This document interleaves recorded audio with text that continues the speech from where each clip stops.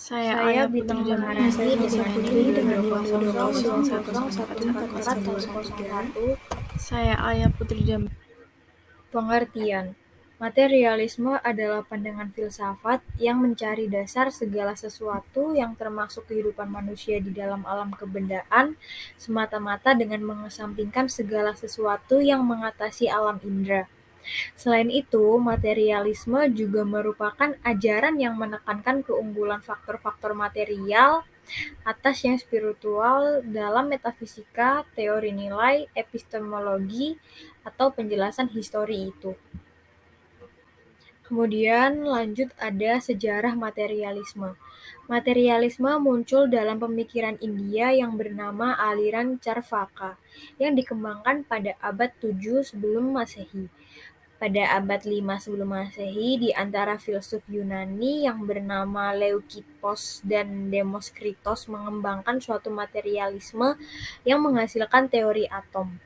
Kemudian pada abad 11 di Cina tepatnya, Chungshai memandang bahwa kekuatan material sebagai kategori penjelasan dasariah. Kemudian teori-teori materialisme pertama muncul bersama dengan timbulnya filsafat karena kemajuan ilmu pengetahuan dalam astronomi, matematika, dan bidang lainnya. Kemudian Thomas Hobbes menjadi tokoh penting pada abad 17 yang menghidupkan materialisme dengan memperluasnya pada persoalan bahasa dan epistemologi. Kemudian lanjut pada abad pertengahan, yaitu tren materialisme muncul dalam bentuk nominalisme, ide apatesis awal dan ajaran-ajaran yang mengatakan bahwa alam dan Allah adalah kekal. Kemudian Meslier membuka pada abad 18 dengan sistem materialisme mekanistik Lametrie, memberi dorongan baru dalam materialisme melalui fisiologi dan mencoba memperhatikan pemungsian manusia dalam kerangka prinsip-prinsip mekanis. Kemudian pada abad 19 materialisme ditampilkan oleh beberapa tokoh seperti Jacob Moleskot, Ludwig Bancher, Friedrich Lech, dan Ernst Haeckel, serta Fritz Engels dengan teori materialisme dialektis. Lalu gerakan positivisme logis pada abad 20 yang menekankan pernyataan-pernyataan protokol dalam menilai makna pernyataan manapun secara implisit yang bersifat materialistik karena pernyataan demikian mesti mengacu kepada suatu sifat fisik sesuatu. Dan kemudian pada zaman ini materialisme dialektis dan materialisme historis yang berkembang.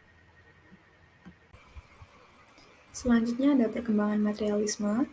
Materialisme adalah pandangan filosofis yang memandang bahwa hanya benda-benda materi yang merupakan realitas dasar dan bahwa semua fenomena dapat dijelaskan secara material. Perkembangan materialisme telah mengalami banyak perubahan sepanjang sejarahnya. Dalam sejarah barat, materialisme dimulai dengan pemikiran atomis dari Demokritus dan Leucippus pada abad ke-5 sebelum Masehi, yang mengajarkan bahwa segala sesuatu terdiri dari atom dan gerakan atom. Namun, pandangan ini dianggap kontroversial dan ditentang oleh para filsuf, seperti Plato dan Aristoteles. Pada abad ke-17, René Descartes mengemukakan pandangan dualisme, di mana dunia terbagi antara res extensa atau benda fisik dan res cogitans atau pikiran.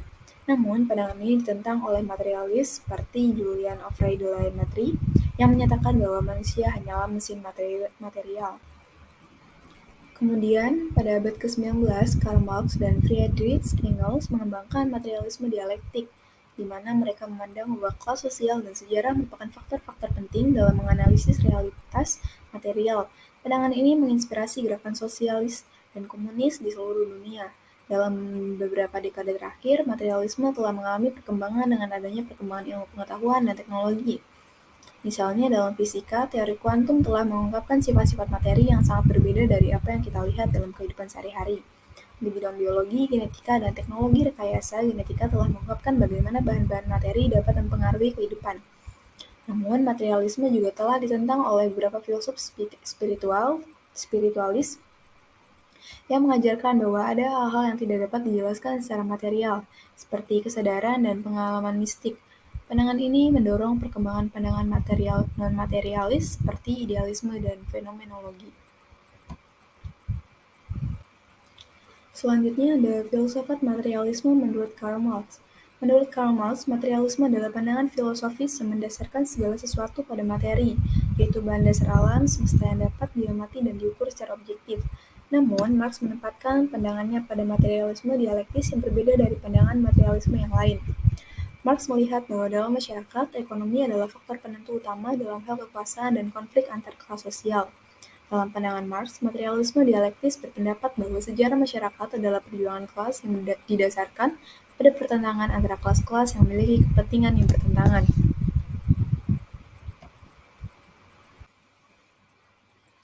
Marx berpendapat bahwa pemilik modal atau kapitalis memiliki kepentingan yang bertentangan dengan para pekerja atau buruh. Para kapitalis memiliki kekuasaan atas produksi dan distribusi barang, sementara pekerja hanya mempunyai tenaga kerja mereka sendiri. Oleh karena itu, Marx berpendapat bahwa perubahan masyarakat hanya mungkin terjadi melalui revolusi sosial yang dilakukan oleh kelas pekerja yang berjuang untuk menguasai produksi dan distribusi barang. Dalam pandangan Marx, materialisme dialektis memberikan cara pandang yang kritis dan terbuka terhadap perubahan yang mungkin terjadi dalam masyarakat, dan menuntut bahwa pandangan-pandangan dan kebijakan-kebijakan harus dikaji secara kritis untuk menentukan apakah kepentingan kelas pekerja terpenuhi atau tidak. Dalam hal ini, Marx melihat bahwa materialisme dialektis dapat menjadi alat untuk memahami masyarakat dan untuk memperjuangkan kepentingan kelas pekerja. Selanjutnya ada ciri-ciri materialisme. Yang pertama, semua yang ada berasal dari satu sumber, yakni materi. Yang kedua, materialisme tidak meyakini adanya alam gaib. Yang ketiga, menjadikan panca indera sebagai satu-satunya alat untuk mencapai ilmu. Yang keempat, memposisikan ilmu sebagai pengganti agama pada peletakan hukum. Yang kelima, menjadikan kecondongan serta tabiat manusia sebagai akhlak. Selanjutnya ada tokoh-tokoh filsafat materialisme. Yang pertama ada Karl Marx, yang kedua ada Friedrich Engels, yang ketiga ada Thomas Hobbes, dan yang terakhir ada Epicurus. Nantinya kita akan menjelaskan apa sih materialisme menurut tokoh-tokoh ini. Oke, kita akan membahas Karl Marx terlebih dahulu. Ia menganggap konteks ekonomi memainkan peran krusial dalam membentuk realitas sosial. Menurut Marx, masyarakat dipilih menjadi dua kelas, yakni borjuis dan proletar. Borjuis dan proletar ini biasa kita temui juga di masyarakat modern sekarang, yakni seperti masyarakat kelas atas dan masyarakat kelas bawah. Borjuis menurut Karl Marx yaitu yang menguasai atas produksi dan distribusi kekayaan masyarakat, mengendalikan ekonomi dan memanipulasi ketidaksetaraan kelas untuk mempertahankan status mereka. Jadi masyarakat borjuis ini akan melakukan apapun demi mempertahankan status sosialnya. Sedangkan proletar yaitu tingkat ekonomi kelas bawah yang berperan sebagai tenaga kerja dalam sistem ekonomi. Marx menyatakan bahwa kekuatan dan kekayaan borjuis dapat diambil oleh proletar dengan menggulingkan kapitalisme dan mengembangkan sistem sosialis. Oke, yang kedua kita akan membahas materialisme menurut Friedrich Engels. Friedrich Engels menganggap alam sebagai sumber ketertiban dan kekuatan dalam masyarakat dan merasa bahwa rasa solidaritas sosial ditentukan oleh keseimbangan yang diperoleh dari lingkungan alam.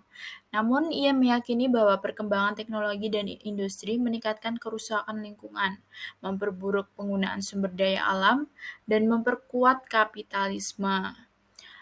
Engels yakin bahwa perubahan sistem sosial melalui revolusi sosial dan perkembangan sosialis tidak dapat membawa keadilan pada masyarakat, namun juga memperbaiki kerusakan lingkungan. Yang ketiga ada Thomas Hobbes. Ia meyakini bahwa manusia secara alami adalah egois dan kejam. Manusia lebih mementingkan kepentingan individu daripada duduk bersama dengan keseluruhan masyarakat. Menurutnya, negara dibutuhkan untuk menjaga keamanan, keadilan, dan masyarakat. Negara harus memberikan kekuatan untuk melawan anarki, mengembangkan hukum, dan membuat aturan untuk memastikan perdamaian antar warga negaranya. Ada fokus pada pentingnya dari dukungan mutlak bagi negara dan daripada kebebasan individual. Nah, yang terakhir ada Epicurus. Menurut Epicurus, sejak saat lahir manusia mengikuti keinginan-keinginan mereka yang pada gilirannya menciptakan kebahagiaan. Epicurus percaya bahwa kebahagiaan dapat dicapai melalui kesederhanaan, pertemanan, perdamaian, dan menolak gagasan ancaman teologis atau agama. Namun, kebahagiaan harus diperoleh tanpa menimbulkan hal buruk atau kejahatan lain pada orang lain. Oleh karena itu, ia mengancam eksploitasi dan kekerasan dalam segala bentuk. Kemudian lanjut ada kelebihan dan kekurangan.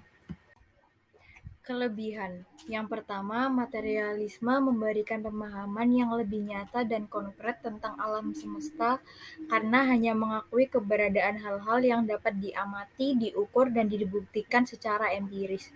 Kemudian yang kedua, materialisme membebaskan manusia dari agama dan keyakinan spiritual yang memungkinkan mereka untuk memandang dunia sesuai dengan kaidah, logika, dan ilmu pengetahuan.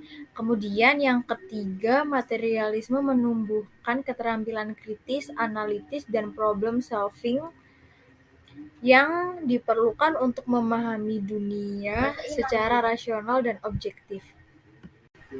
Kemudian lanjut kekurangan. Yang pertama, materialisme mengabaikan dimensi spiritual dan moral yang dapat membawa arti dan tujuan dalam hidup. Lanjut, yang kedua, materialisme cenderung mengeksploitasi sumber daya alam lingkungan secara berlebihan karena percaya bahwa dunia hanya dapat dimanfaatkan sebagai sumber daya materi dan energi. Kemudian yang ketiga, materialisme dapat memperkuat kapitalisme dan sistem ekonomi neoliberal yang hanya mengutamakan keuntungan dan pertumbuhan ekonomi tanpa memperhatikan kesejahteraan manusia dan lingkungan. Kemudian yang keempat,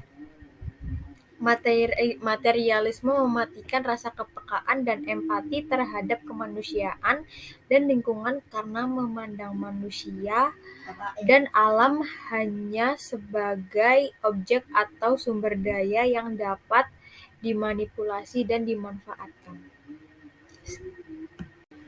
Sekian presentasi dari kelompok 7. Terima kasih.